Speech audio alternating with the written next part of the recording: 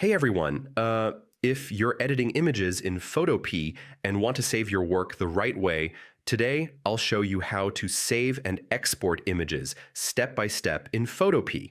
First, make sure your image editing is complete. Check your layers, adjustments, and any text or effects before saving.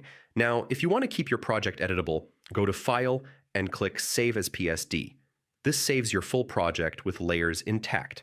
Next, choose this device and download the PSD file to your computer. This is useful if you want to come back and edit it later. Now, if you want a final image, click File, then select Export As. You'll see formats like JPEG, PNG, or WEBP. Select your format. Choose PNG if you need transparency, or JPEG if you want a smaller file size. Then adjust quality if needed. Once ready, click Save, and your image will download instantly to your device. Finally, open your Downloads folder and make sure your image saved correctly. You should see either the PSD or image file depending on what you exported, and that's it. Now you know how to properly save and export images in Photopea. Hope this makes your editing workflow easier, and yeah, happy creating!